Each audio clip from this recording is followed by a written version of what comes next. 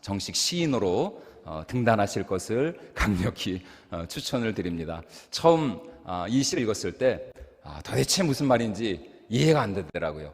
이거는 뭐 말장난 같기도 하고 뭐 희망이 있는 건지 없는 건지, 이건 뭐 절망을 하라는 건지 희망을 꿈꾸라는 건지. 차라리 이번 주일 담임 목사님 말씀하신 것처럼 우리는 80이 넘으셔서 한글을 깨우치신 그런 어르신들의 시가 우리에게는 더 정겹고 이해가 빠르지. 이 시는 그래서 시집을 제가 이걸 샀거든요. 그래서 처음에는 이거 시집을 괜히 산 거 아닌가, 이거 도대체 무슨 말인지 알아듣지도 못했는데 잠깐 후회를 한 적이 있습니다. 근데 이제 몇 번을 모든 시들이 다 그렇지만 이제 몇 번을 이제 반복하고 음미하고 이렇게 생각을 해보니까 시인이 말하는 것이 이제 이런 것이겠구나 생각을 이제 깨닫게 되었어요. 여러분, 지금 시인이 거절하는 희망, 그가 거부하는 희망은 한마디로 절망을 통과해 본 적이 없는 희망입니다. 그런 희망을 나는 거절한다는 것이에요. 다시 말해, 시련과 고난, 문제와 아픔, 그리고 상처를 통과해보지 않은 그런 순진한 희망, 막연한 희망, 그리고 뜬구름 잡는 것과 같은 그런 허황된 희망을 나는 단호히 거절한다는 것이죠. 다시 말해, 지금 시인은 절망 앞에 쉽게 포기하고 또 낙심하고 좌절하는 그런 나약한 희망을 단호히 거부하고, 오히려 어떤 상황 속에서도 꺾이지 않는 그런 희망, 포기하지 않는 희망, 오히려 절망 앞에 더 간절해지고 강렬해지고 절박해지는 그런 진정한 희망을 나는 보기 원한다라는 것입니다. 그래서 시인은 지금 그런 진정한 희망을 품고 나아가는 바로 그 사람을 나는 보기를 원하고, 또 그런 사람을 나는 계속해서 응원하고 또 지지하며 바로 그런 사람을 사랑하겠다라고 이야기하면서 이 시를 마무리하고 있습니다. 그런데 오늘 우리가 읽은 이 말라기 본 말씀에서도 우리 하나님은 절망의 시대를 살아가는 그 당시 이스라엘 백성들을 향하여서 너희는 절대로 절망에 굴복하거나 낙심하지 말고 오히려 너희를 향한 나 여호와 하나님의 변함없는 그 사랑을 믿음으로 확신하고 기대하며 꿈꾸며 나아가라, 이렇게 요청을 하고 계십니다. 우리 오늘 읽었던 2절과 3절 말씀을 다시 한번 같이 읽어보도록 하겠습니다. 여호와께서 이르시되 내가 너희를 사랑하였노라 하나 너희는 이르기를 주께서 어떻게 우리를 사랑하셨나이까 하는도다. 나 여호와가 말하노라 에서는 야곱의 형이 아니냐. 그러나 내가 야곱을 사랑하였고 에서는 미워하였으며 그의 산들을 황폐하게 하였고 그의 산업을 광야의 이리들에게 넘겼느니라. 오늘 우리가 읽은 이 본문 말씀이 말라기 선지자, 이 말라기서를 기록한 이 말라기 선지자가 이 정확히 어떤 배경을 가진 그의 아버지나 그의 조상들이 누구인지에 대해서 오늘 성경은 우리에게 말하고 있지 않습니다. 다만 이 말라기서 4장에 걸친 이 말라기서 전체의 내용을 종합해 볼 때 이 선지자가 활동한 시대는 대략 기원전 450년경, 그러니까 이스라엘 백성들이 바벨론 포로로 끌려갔다가 한 70여 년 만에 그들이 돌아왔죠. 그리고 나서 그들이 바벨론 포로에서 돌아오고 약 100여 년이 흐른 그런 시점입니다. 성경을 통해서 볼 때는 약사 겸 제사장이었던 에스라, 그리고 총독 느헤미야가 유다 민족의 회복과 부흥을 위한 개혁운동을 일으켰던 때가 바로 이 말라기 선지자 시대였어요. 다시 말해 유다 민족은 여전히 소수였지만 그럼에도 불구하고 그들은 다시 이 언약의 땅, 이 약속의 땅에 돌아와 이스라엘의 재건을 위해 힘쓰던 때가 이 말라기 선지자 시대였습니다. 또한 학개와 스가랴 선지자가 예언한 것과 같이 하나님은 이들이 재건한 제2성전, 스룹바벨 성전이라고도 하죠. 그 성전을 통하여서 과거 다윗과 솔로몬 시대 때보다 더 크고 위대한 영광과 축복의 새 시대를 열어가게 될 것이다 라고 분명히 그들에게 선지자들을 통하여서 약속을 하셨어요. 그리고 이 일은 특별히 다윗의 후손이었던 이 스룹바벨 총독을 통하여서 하나님은 이 일을 이루겠다 약속하셨습니다. 하지만 그들이 바벨론 땅에서 돌아온 지 벌써 100여 년이 지났습니다. 이 스룹바벨 성전, 제2성전을 세운 지는 벌써 70여 년이 다 지나가고 있어요. 그러나 여러분, 그들의 삶은 아무것도 변한 것이 없었습니다. 여전히 먹고 살기는 힘들고 또 주위에 있는 여러 이방 민족들이 계속해서 이스라엘 백성들을 시기하고 핍박하고 간섭하면서 그들의 삶을 회방하고 있어요. 다윗 시대에 그 영광과 찬란한 축복을 재현해 줄 것이라고 약속하고 그들이 믿고 따랐던 스룹바벨 총독이 죽은 지도 벌써 수십 년이 흘러버렸습니다. 한마디로 말라기 선지자가 예언한 이 시대는 어떤 시대였느냐? 정우승 시인이 말하고 있는 것처럼 희망할 수 없는 시대, 희망이 절망이 되어버린, 그야말로 희망이 고문이 되어버린 시대가 오늘 이 말라기 선지자 시대였습니다. 그 결과 여호와 하나님을 향한 이스라엘 백성들의 그 믿음과 신앙은 점점 파국을 향해 치닫는 이 심각한 영적 위기의 시대였어요. 여러분들 잘 아시는 그 존 버년의 철로 역정이라는 책에서도 보면은 이 멸망의 도성을 떠나서 천성을 향해 순례의 길을 떠난 이 크리스찬의 최대 위기가 언제였느냐? 여러 가지 많은 위기들이 있었지만 이 크리스찬의 최대 위기는 바로 이 절망이라는 이름의 거인에게 사로잡혔을 때였습니다. 절망의 거인에게 사로잡혀서 이 의심이라는 성에서 그가 많은 고난과 고초를 당했어요. 또 실제로 이 의심이라는 이 성에서 많은 순례자들이 죽어 나갔습니다.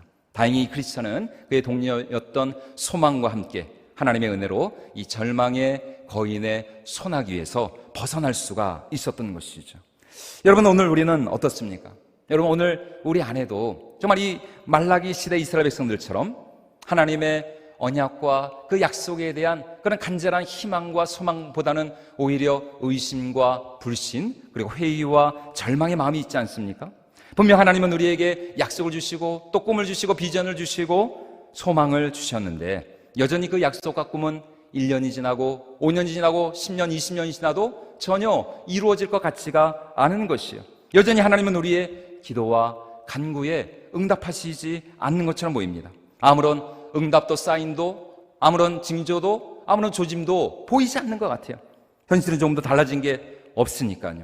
아니, 예전보다 오히려 현실이 더 어려워져 가는 것만 같고, 그리고 지금의 이 시련과 고난이 도대체 언제나 끝날지 끝을 기약할 수 없는 그런 불안하고 답답하고 막막한 그런 시대를 살아가고 있는 것이죠. 정우승 시인의 고백과 같이 희망할 수 없는 그 시대가 오늘 우리가 읽은 이 말라기 선지자 시대의 이스라엘 백성들의 삶이었습니다. 자, 그렇다면 희망이 보이지 않는 이 불안하고 답답한 절망의 시대를 살아가고 있는 이스라엘 백성들을 향하여서 여러분, 우리 하나님께서 그들에게 가장 먼저 하신 말씀은 무엇이었느냐? 그것은 바로 내가 너희를 사랑한다라는 우리 하나님의 사랑의 고백이었습니다. 우리 2절 3관절 말씀 우리 같이 한번 읽어보도록 하겠습니다. 여호와께서 이르시되 내가 너희를 사랑하였노라 하나 너희는 이르기를 주께서 어떻게 우리를 사랑하셨나이까 하는도다. 말라기 선지자를 통해서 하나님이 그들에게 주신 가장 먼저 주신 말씀은 놀랍게도 내가 너희를 사랑한다. I love you. 내가 너희를 사랑한다. 다시 말해서 너희를 향한 나의 사랑은 단 한 번도 변한 적이 없다. 너희 어떠한 형편과 상황에 불구하고 나는 여전히 너희를 사랑하고 아끼고 너희를 향한 위대한 꿈과 계획을 가지고 있다라는 말씀이었어요. 그러자 여러분, 백성들이 이 말을 듣고 하는 말이 무엇입니까? 아, 그렇군요, 주님. 주님 감사합니다. 주님의 그 사랑, 그 신실한 사랑을 의심했던 저희를 용서하여 주시옵소서. 저희가 하나님의 사랑을 의심했습니다. 아, 하나님, 저희가 정말 믿음이 없었네요. 이제라도 회개하고 주께로 돌아가오니 하나님 긍휼을 베풀어 주시옵소서가 아니라 하나님, 어떻게 하나님이 우리를 사랑하셨나이까? 아주 부정적인 날선 반응을 보이고 있습니다. 다시 말해, 아니, 하나님이 정말 우리를 사랑하신다고요? 하나님이 우리를 사랑하시는 그 증거가 도대체 어디에 있느냐는 거예요. 아니, 우리가 하나님의 사랑을 어떻게 믿을 수가 있겠냐는 것이죠. 우리는 지금 이렇게 힘든데, 우리는 여전히 이렇게 먹고 살기가 힘들고 어렵고 고생스러운데, 아니, 어떻게 하나님이 우리를 사랑하신다고 그렇게 자신 있게 당당하게 말씀하실 수가 있겠습니까? 우리는 하나님의 그 사랑을 믿을 수가 없습니다. 하나님이 어떻게 우리를 사랑하셨나이까? 여러분, 오늘 우리 삶에 내가 생각지 못하였던, 내가 원치 않는 크고 작은 고난과 시련이 계속될 때, 오랜 세월 기도했지만 하나님 주신 그 약속과 꿈이 전혀 이루어지지 않고 있는 것 같을 때 여러분 우리 속에 가장 먼저 드는 생각이 무엇입니까? 그것은 바로 하나님이 정말 나를 사랑하시는가? 정말 하나님은 나를 생각하시나? 정말 하나님은 나를 위하시고 하나님은 정말 나와 함께 하시나? 하나님의 사랑을 의심하며 불신하기 시작하는 것이, 물론 하나님의 존재 자체를 의심하지는 않죠. 뭐 그 정도로 막 나가진 않아요. 그러나 우리 하나님은 나에게 별 관심이 없으신 하나님, 뭐 내가 어떻게 되든 말든 나와 동떨어진 하나님인 것 같고 나의 안위와 행복을 별로 중요하게 생각하지 않으시는 그런 무심한 하나님이신 것 같아요. 그러니 자연히 하나님에 대한 별 기대가 없는 것이죠. 하나님을 믿는다고 하는데, 예배를 드린다고 하는데, 기도를 한다고 하는데 여러분 별로 기대 없이 믿음 없이 그냥 형식적으로 매너리즘에 빠져서 그런 신앙생활을 계속 이어가고 있는 것이에요. 내 삶을 통해서 얼마든지 일하시고 역사하시고 정말 부족하고 연약한 나를 통해서 당신의 그 찬란한 영광과 축복의 새날을 얼마든지 이루어질 수 있는 그 영광의 하나님, 그 전능하신 능력의 하나님에 대한 기대와 소망이 사라져버린 것입니다. 물론 이것은 우리가 분명히 어떤 그 때를 우리가 알 수는 없어요. 언제부터인가 나도 모르게 이런 기대와 소망이 점점 사라져 가는 것이죠. 그러면서 여러분 우리 속에서 나오는 말이 오늘 이스라엘 백성들과 같이 주께서 어떻게 우리를 사랑하셨나이까? 하나님 정말 우리를 사랑하시는 거 맞습니까?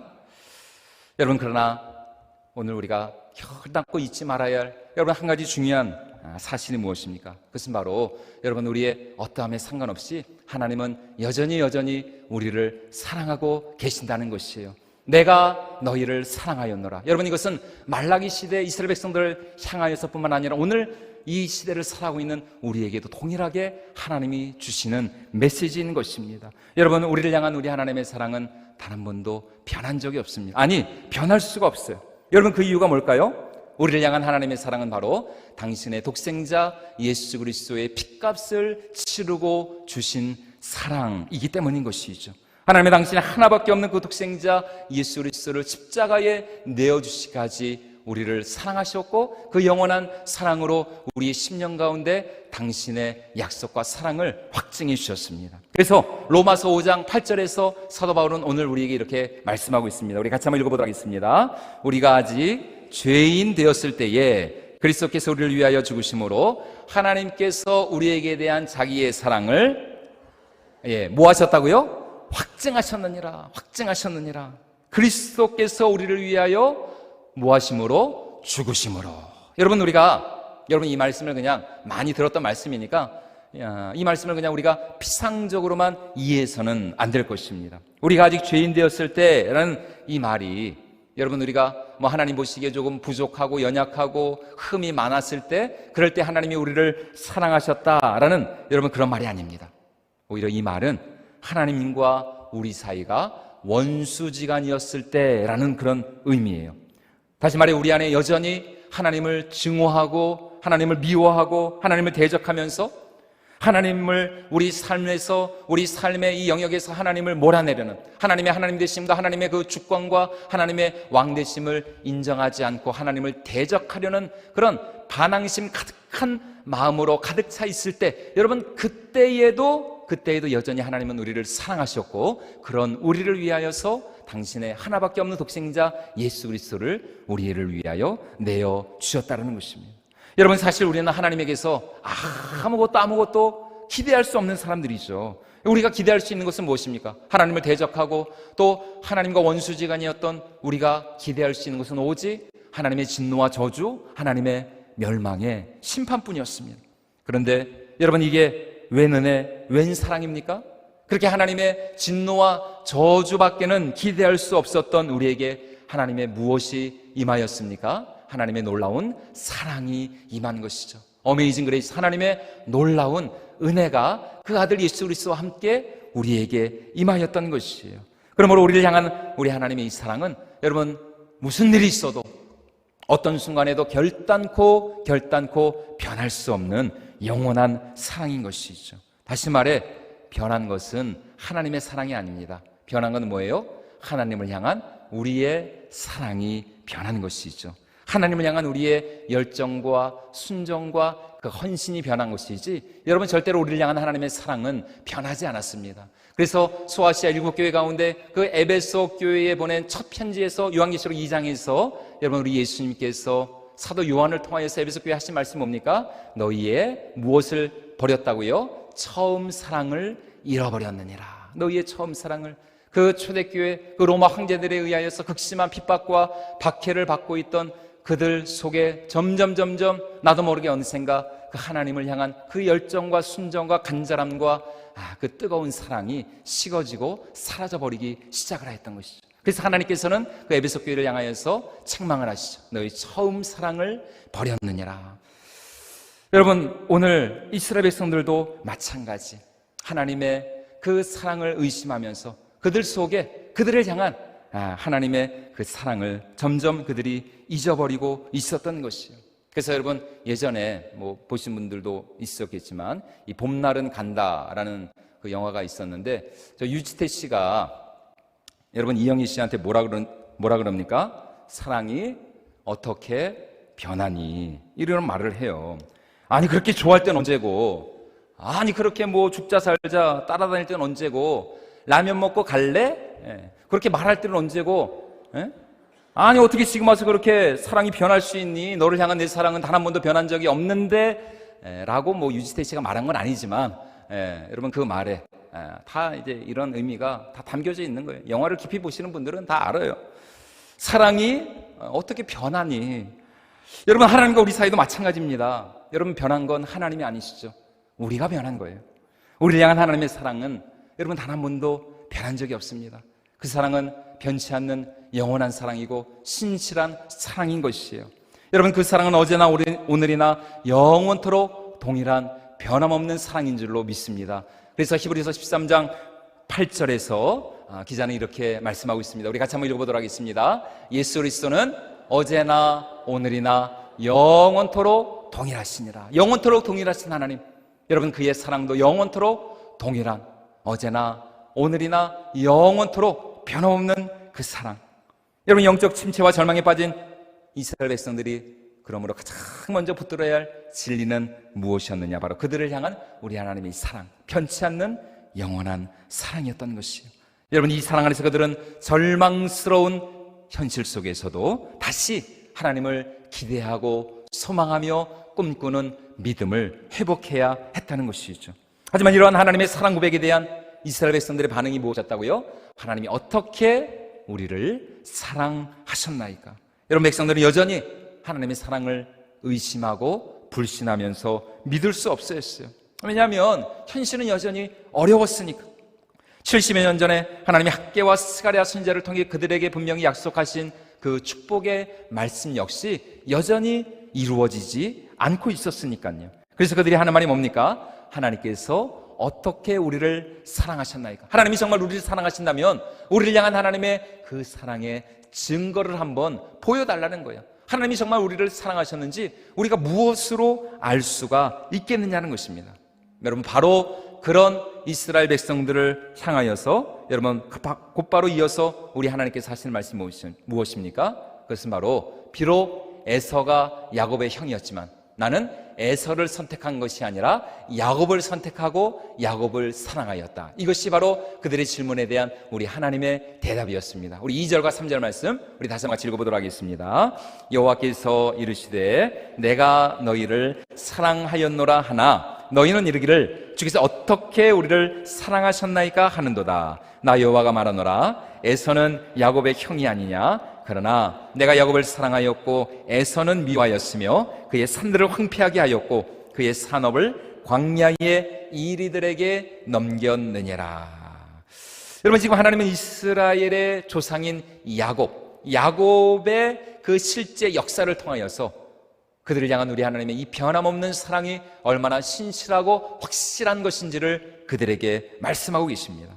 여러분, 사실 그 당시에 이 사회적 관습으로 보았을 때 여러분, 에서가 아닌 이 야곱이 장자가 된다라는 것, 이 야곱이 하나님으로부터 선택을 받고 사랑받는다는 것, 여러분 있을 수가 없는 일이었습니다. 일단 에서가 아버지 이삭의 장자였죠. 큰아들이었어요.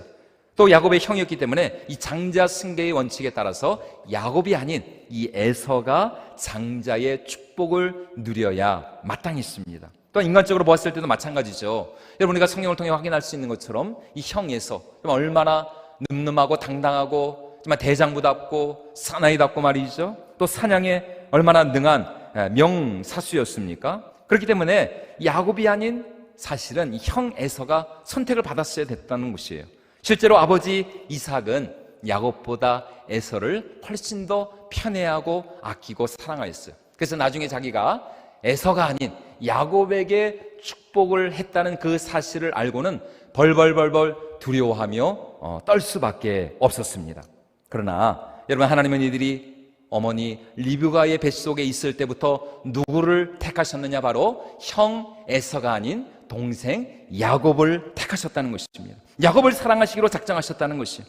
그래서 지금 하나님이 말라기를 통해서 이스라엘 백성들에게 하시는 말씀이 무엇입니까? 에서는 야곱의 형이 아니냐? 그러나 내가 야곱을 사랑하였고 에서는 미워하였노라. 내가 에서를 선택한 것이 아니라 동생 야곱을 선택하고 내가 그를 택하였다라고 말씀을 하고 있는 것입니다. 다시 말해, 이스라엘 백성들아, 너희를 향한 내 사랑의 증거를 대보라고. 너희 조상 야곱을 보라는 것입니다. 그에게 나의 선택을 받을 만한 어떤 자격이나 조건이나 이유가 있었느냐? 아니라는 것이죠. 오히려 그는 속이는 자가 아니야. 비열하고 비겁하고 또 겁쟁이가 아니었느냐? 그의 형 에서가 훨씬 더 남자답고 용감하고 용맹하고 사냥에 능한 그런 장자가 아니었느냐? 그러나 나는 에서를 버리고 누구를? 야곱을 택하였다는 것입니다. 에서는 미워하고 오히려 야곱을 사랑하였다는 것이죠. 그러면서 하나님이 하시는 말씀이 무엇입니까? 너 이스라엘 백성들도 마찬가지라는 거예요. 너희에게 나의 사랑을 받을 만한 어떤 자격이나 조건이나 이유가 있어서가 아니라는 것입니다. 오히려 너희의 어떠함에 상관없이, 비록 너희가 여전히 부족하고 연약해도, 나의 사랑을 받을 만한 아무런 자격이나 조건이 없어도 나는 창세전부터 너희를 사랑하기로 작정했다는 것입니다. 나는 창세전부터 너희를 택하기로 작정을 했다는 것이요, 나는 너희를 사랑하기로 결심했다는 것입니다. 그야말로 헤어질 결심이 아니라 우리 하나님 사랑할 결심을 하셨던 것이, 사랑할 결심. 그러므로 하나님은 어떤 순간에도 이 야곱을 포기하실 수가 없는 것이죠. 여러분, 우리 하나님의 이스라엘을 향한 이 사랑은 어떤 순간에도 깨어지거나 꺾일 수 없는 사랑인 것입니다. 이스라엘을 향한 우리 하나님의 사랑은 어떤 순간에도 깨지거나 파괴되거나 꺾일 수 없는 이 언약의 사랑, 언약적 사랑이었던 것입니다. 그리고 이 끊을 수 없는 언약의 사랑을 위하여서 우리 하나님은 당신의 하나밖에 없는 독생자 예수 그리스도를 십자가에 못 박혀 죽이시기까지 이스라엘 백성들을 용서하시고 또 그들을 자녀 삼아주시고 그들을 당신의 영원한 친백성으로 삼아주셨다는 것이죠. 이스라엘 백성들이 고난과 환난 속에서도 붙들어야 할 유일한 진리는 바로 이것이었습니다. 그들을 향한 우리 하나님의 이 영원한 사랑, 이 끊을 수 없는 언약의 사랑이었다는 것이에요. 여러분, 이 결혼식장에 가서도 보면 많은 순서가 있지만 여러분, 결혼식에서도 가장 중요한 순서가 여러분 무엇일까요? 먼저 이제 우리 신랑 신부 이제 어머니들이 이제 불을 밝히기 위해서 이제 화촉, 신랑 신부 양가 이제 어머니들이 화촉에 불을 밝히는 그런 시간이 있지 않습니까? 그 시간도 이제 결혼식의 문을 여는 아주 이제 중요한 시간이죠. 어떤 때 보면은 우리 어머니들이 더 예쁠 때가 정말 많습니다. 우리 신랑 신부 어머니들이 저분이 맞나? 이 얼굴을 하여튼 이게 어디 가서 이렇게 새로 하고 오신 것 같아요. 하여튼 화장을 한다고 그 얼굴이 안 나와요. 저거는 단순히 메이크업을 잘 받았다고 나오는 얼굴이 아닌데 하여튼 우리 신랑 신부 어머니들이 얼마나 참 예쁘고 화사하고 아름다우신지 모릅니다. 신랑 신부 양가 어머니들의 화축을 밝히는 시간, 그 시간도 중요하죠. 축가도 중요하고 또 피로연도 중요하고 또 목사님 혹은 이제 주례자의 주례사도 여러분 얼마나 중요합니까? 그런데 여러분, 사실 모든 결혼식의 진정한 하이라이트, 클라이막스는 그런 것이 아닙니다. 진짜 이 결혼식에 있어서 가장 중요한 순간은 어떤 순간일까요? 바로 신랑 신부 서로의 이 서약의 시간, 맹세의 시간입니다. 주례하시는 목사님이 여러분 묻지 않습니까? 신랑 누구누구는 신부 누구누구는 서로에게 평생을 눈이 오나 비가 오나 서로의 정조를 지키면서 또 서로를 위하고 사랑하고 섬기면서 어떤 순간에도 서로를 버리지 않을 것을 그렇게 맹세하고 다짐하고 서약하십니까? 어떠한 고난과 시련과 어려움 속에서도 서로를 의지하고 서로를 신뢰하며 사랑할 것을 그렇게 맹세하십니까? 아니요. 아니요라고 대답한 신랑 신부는 여러분 한 번도 보지를 못했습니다. 그러면 결혼 자체가 성립이 안 되는 것이니까요. 한 번도 못 봤어요. 다 그냥 예라고, 어떤 때는 신랑보다 신부가 더 큰 목소리로 예라고 이렇게 하는 경우도 종종 봤어요. 그러면 이제 주례 목사님이 뭐라 그러십니까? 신랑 신부는 이제 이후로 이 두 사람은 하나님과 모든 하객들 앞에서 한 몸이 되었음을, 하나가 되었음을, 부부가 되었음을 선포합니다. 그러면 이제 모든 거기 참석한 하객들이 와 하면서 박수 치면서 기뻐하고 축하를 하는 것이죠. 여러분, 바로 이 신랑 신부, 이 서로 간의 이 서약의 시간, 이 맹세의 시간, 이 시간이 이제 모든 결혼식 순서의 하이라이트, 이 클라이막스인 것이에요. 두 사람은 바로 이 언약, 서로에 대한 이 서약 안에서 이제 어느 누구도 갈라 놓을 수 없는 영원한 서로의 이 돕는 배필, 그리고 하나가 되는 것이죠. 여러분, 지금 하나님도 마찬가지입니다. 지금 하나님이 이스라엘 백성들에게 하시는 말씀이 뭡니까? 너희를 향한 나의 사랑은 이 언약의 사랑이라는 것이에요. 당신의 아들 예수 그리스도의 그 십자가 보혈로 증거를 삼은 언약의 사랑, 이 사랑 안에서 너희를 향한 사랑을 의심하지 말라는 것이죠. 너희를 향한 나의 영원한 사랑을 절대로 의심하거나 부정하지 말고 이 사랑을 확신하라는 것입니다. 그리고 이 사랑 안에서 어떠한 시련과 고난 그리고 환난 속에서도 너희는 절대로 실망하거나 낙심하지 말고 절망하지 말라라는 것입니다. 왜냐하면 우리 하나님에게는 누구밖에 없기 때문에요? 이스라엘밖에 없기 때문에. 우리 하나님의 마음속에는 오직 이스라엘, 그 백성들밖에 없다라는 것이죠. 그래서 우리가 잘 아는 아모스 3장 2절에서 우리 하나님께서 하시는 말씀이 뭡니까? 내가 땅의 모든 족속들 가운데 누구만 알았다고요? 너희만을 알았나니. 내가 땅의 모든 족속들 가운데 너희 이스라엘 백성들을 너희만 알았다. 너희하고만 내가 이 사랑의 언약, 이 영원한 생명의 언약을 맺었다는 것입니다. 여러분, 하나님이 정말 땅의 모든 족속들을 여러분 모르실까요? 여러분, 그러실 리가 있겠습니까? 여러분, 헷 족속, 히위 족속, 아모리 족속, 애굽 족속, 바벨론, 그리고 아수르, 여러분, 이 세상에 얼마나 많은 종족과 족속과 민족과 방언들이 있습니까? 그 모든 민족들을 하나님이 다 지으셨잖아요. 왜 하나님이 모르시겠어요? 그러나 여러분, 하나님이 하시는 말씀은 무엇입니까? 내가 땅의 모든 족속들 가운데 너희만 알았다. 너희만 알았다. 다시 말해, 이 알았다라는 이 말은 너희하고만 언약을 맺었다. 나는 너희만을 사랑하고 너희만을 선택하고 너희만을 구원하기로 작정을 하였다는 것입니다. 여러분, 그러므로 오직 너희 이스라엘 백성들, 너희들만이 나의 진정한 백성이고 나의 사랑하는 자녀들이고 오직 너희만이 나의 보배롭고 존귀한 보석과 같이 빛나는 나의 백성이다라고 지금 하나님께서 말씀을 하고 계시는 것입니다. 여러분, 그러므로 이스라엘 백성들이 해야 할 일은 무엇입니까? 아무리 그들의 현실이, 지금 아무리 그들의 삶이 힘들고 어렵고 고단하다 할지라도 그들을 향한 우리 하나님의 이 변함없는 이 영원한 사랑, 이 언약의 사랑을 붙들고 이 사랑을 확신하며 믿음으로 나아가는 것이죠. 이 사랑 안에서 하나님을 향한 꺾이지 않는 믿음을 가지고 그들은 더욱더 그들의 삶 속에서 하나님을 기대하고 소망하며 하나님을 의지해야 했다는 것입니다.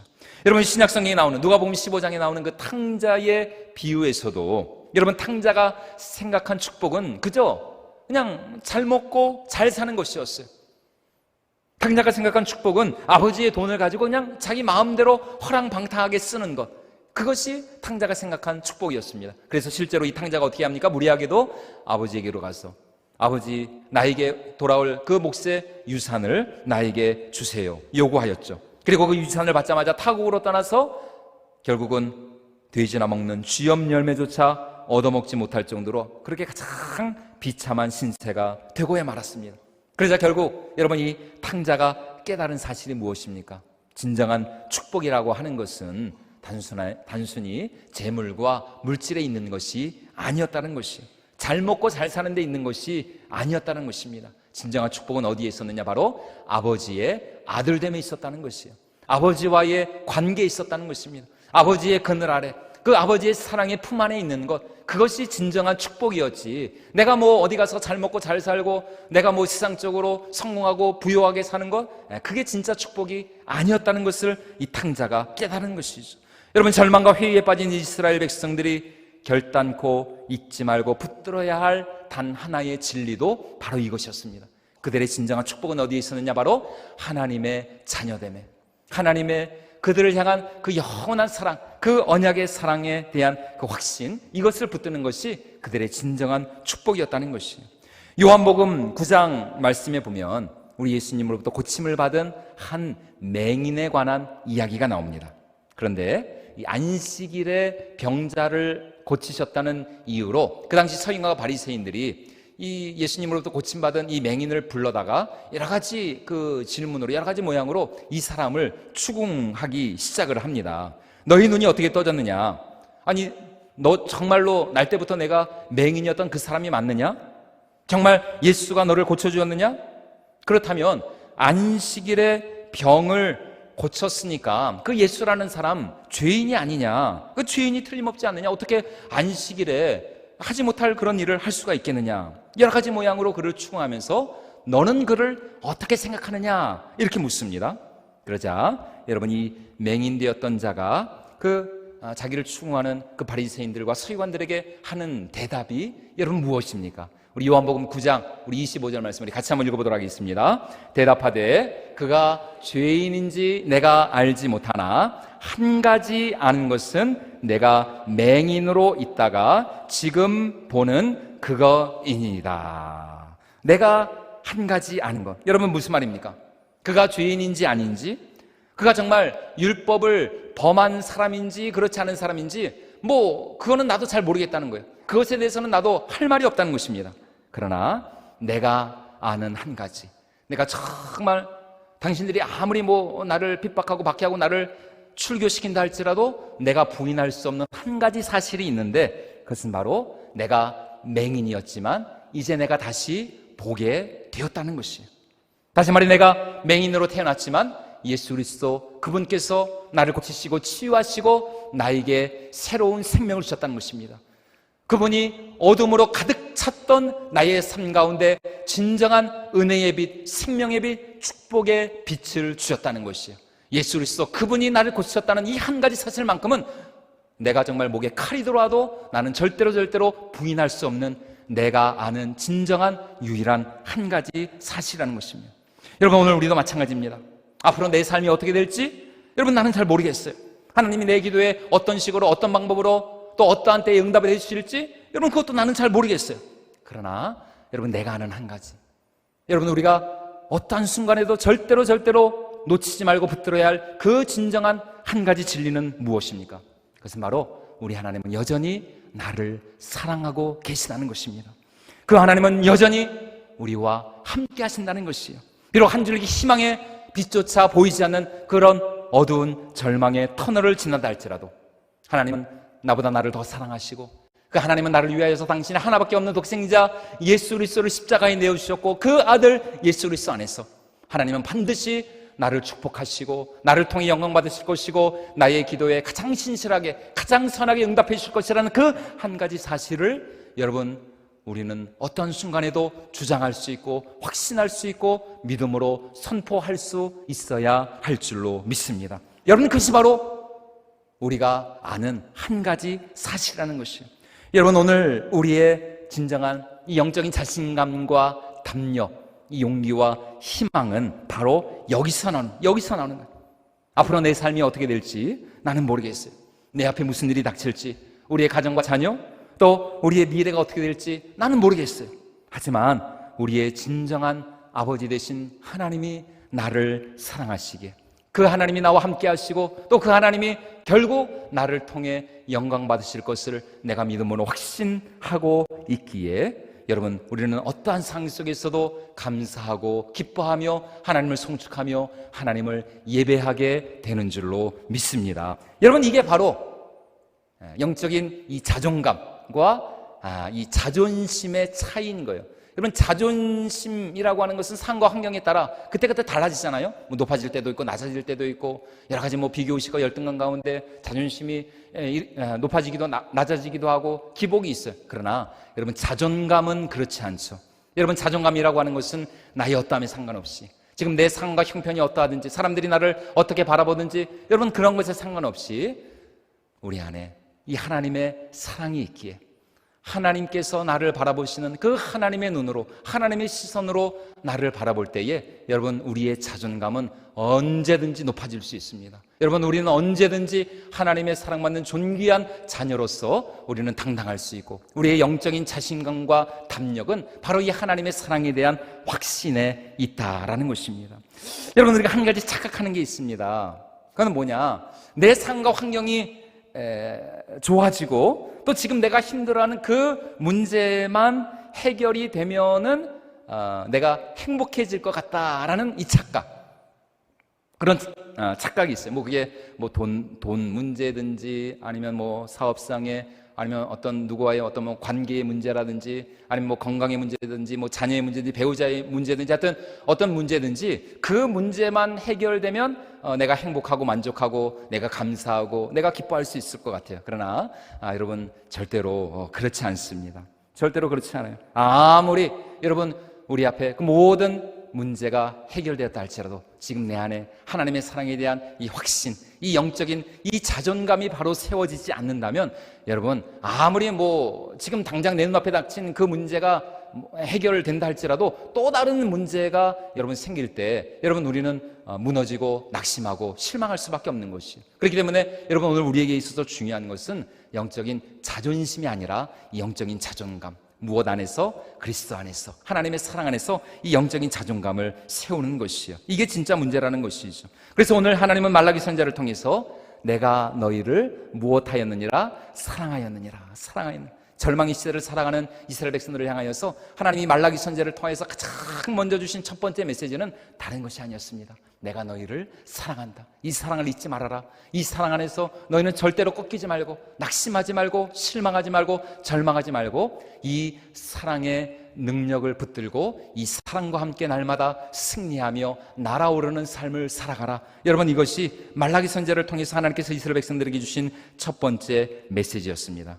이 말씀을 마치고자 하는데요, 좀 오래된 영화인데 아마 뭐 보신 분들도 있겠죠. 이 매트릭스라는 영화가, 오래전 영화입니다. 오래전에 매트릭스라는 영화가 있었어요. 이 영화의 이제 네오라는 그런 이름의 키아누 리브스라는 아주 멋있는 이제 배우가 이제 주연을 맡았는데, 이 주인공이 하여튼 이 스미스라고 하는, 맨날 이 선글라스 끼고 다니고 하여튼 참 이상하게 생겼습니다. 맨날 이제 검은 옷 입고 선글라스 끼고 다니는 그 스미스라는 그 악당, 그 요원한테 맨날 이제 쫓기는 거예요. 처음부터 끝까지 거의 맨날 쫓깁니다. 뭐 아무리 뭐 훈련을 받고 뭐 아무리 뭐 별짓을 다 해도 절대로 이 스미스 요원을 이길 수가 없는 거예요. 맨날 그냥 깨지고 얻어 터지고, 그래서 그냥 맨날 그냥 도망가고, 스미스 요원하고 안 부딪히려고 피하고 말이죠. 맨날 도망자 신세. 근데 그도 그럴 수밖에 없는 것이, 어떻게 운 좋게 한번 이 스미스 요원을 이겨도 이 사람이 막 자기 복제를 하거든요. 전 지금도 이해가 안 가는데 어떻게 그게 가능한지. 하여튼 뭐 영화니까 그러겠죠, 당연히.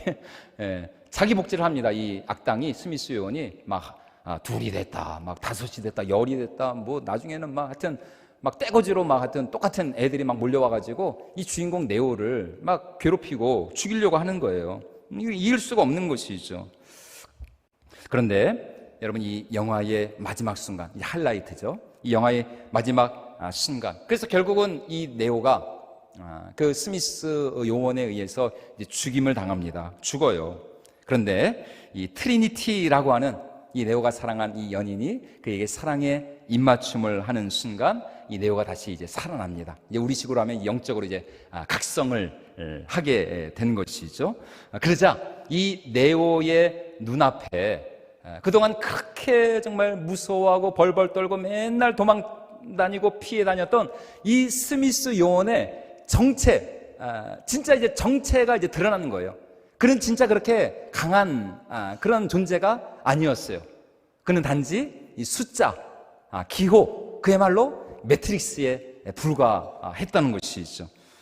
그래서 이 사실을 깨달은 순간 이 나쁜 놈들이 이 네오를 향하여서 이 총알 세례를 퍼붓거든요. 그런데 여러분, 이 죽었다 살아난 이 네오가 멋있게 일어나면서 그들이 쏟아붓는 그 총탄 세례 앞에서 당당하게 일어서면서 딱 한마디 말을 합니다. 이거는 저도 알아듣겠더라고요. 여러분, 원래 이 고수들은 긴 말 안 하잖아요. 그냥 딱 한마디. 뭐라 그랬느냐? No. 저도 그건 알아들었어요. No. 아니, 그렇게 막 총탄이 쏟아 부어지는데, 지금 그 총탄을 이제 자기가 온몸으로 다 그 총알 세례를 받아야 되는데, 그 앞에서 당당하게 손을 내밀면서 No. 얼마나 은혜가 되는지. 노라고. 무슨 말입니까? 나는 이제 절대로 너희들의 그 절망을, 너희들이 갖다 주는 그 무서움, 그 두려움을 나는 이제 인정하지 않겠다는, 나는 절대로 너희들의 그 공격, 너희들이 주는 그 위협을 나는 이제 단호히 거절하고 거부하겠다는 것입니다. No. 그러니까 그 말을 함과 동시에 뭐 이제 영화니까 가능하겠죠, 그죠? 영화니까. 여러분, 누가 총 쏘면 여러분 피해야 됩니다. 괜히 여러분 노 이러면 안 됩니다. 큰일 납니다. 목사님이 노하라 그랬다 그래서 여러분 피해야 됩니다. 우리는 이건 영화니까.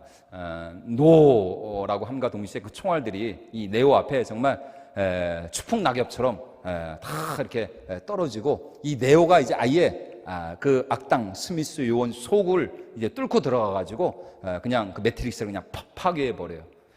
여러분, 오늘 우리도 마찬가지입니다. 오늘 하나님이 우리에게 원하시는 것, 말라기 선지자를 통하여서 여러분 우리에게 원하시는 것이 무엇입니까? 여러분, 절망을 거절하는 하나님의 사랑을 우리가 믿음으로 확신하라는 것입니다. 우리의 영안이 열리고, 여러분 우리 안에 하나님의 사랑이 강력히 부음받을 때에 여러분 우리 앞에 고난은 더 이상 고난이 아닌 것이죠.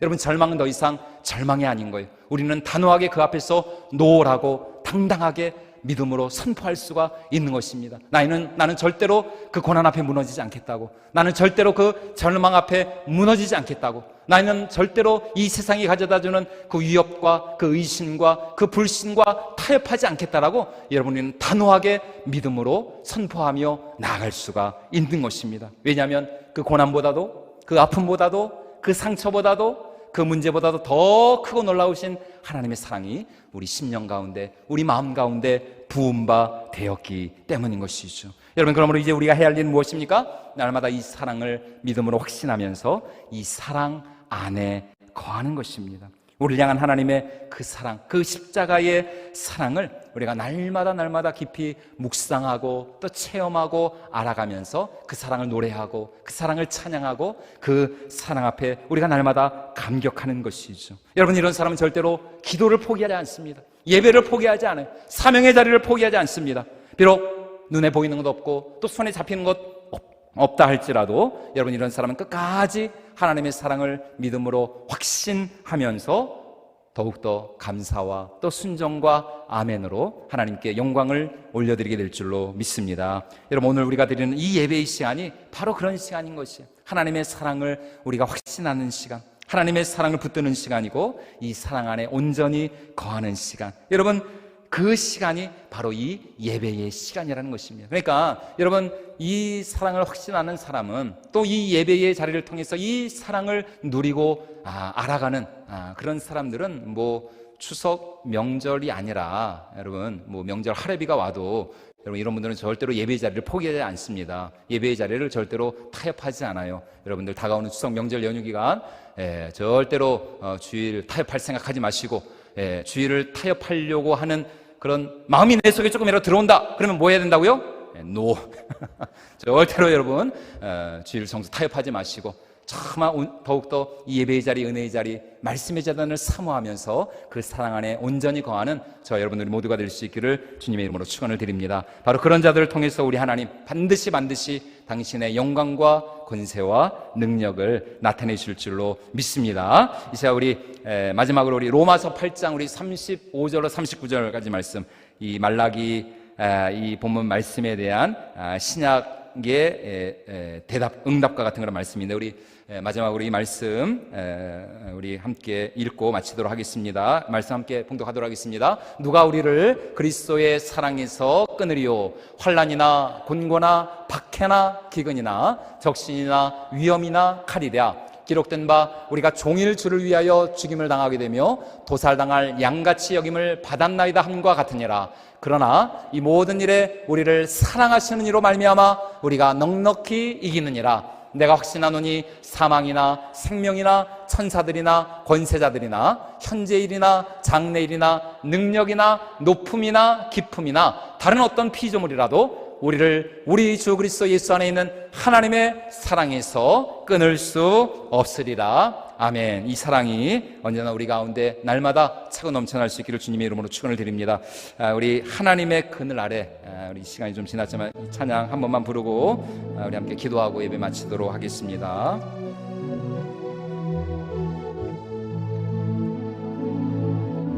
하나님의 그늘 아래 내 모든 것 다 내려놓고 나 잠잠히 주를 묵상하네. 그 놀라우신 은혜를 끝이 없는 주의 사랑 강물 되어 흘러 내 영혼에 자유함 주시네. 날 새롭게 하시네.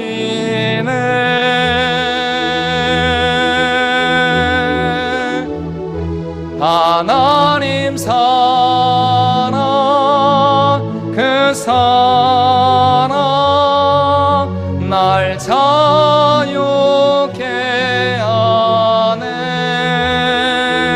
하나님 사랑 그 사랑 날 회복해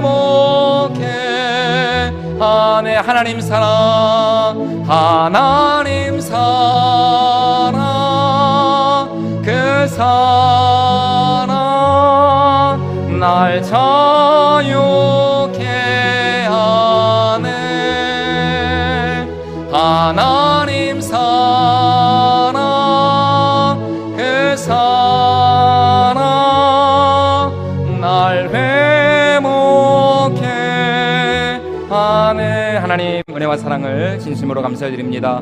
우리의 어떠한 형편과 상황 속에서도 하나님 우리 언제든지 언제나 하나님의 영원한 사랑, 이 끊을 수 없는 이 영원한 언약의 사랑을 붙들고 날마다 믿음으로 나가게 하여 주시옵소서. 어떠한 절망과 또 낙심과 또 어떠한 시련의 상황 속에서도 우리는 단호하게 믿음으로 절망을 거절하며 날마다 하나님을 소망하고 하나님을 기대하며 더욱더 믿음으로 순종하고 헌신하여 하나님께 영광 올려드리는 우리 세대의 모든 믿음의 성도들 되게 하여 주시옵소서. 이 모든 말씀 우리를 사랑하시는 예수님의 이름으로 기도드렸습니다.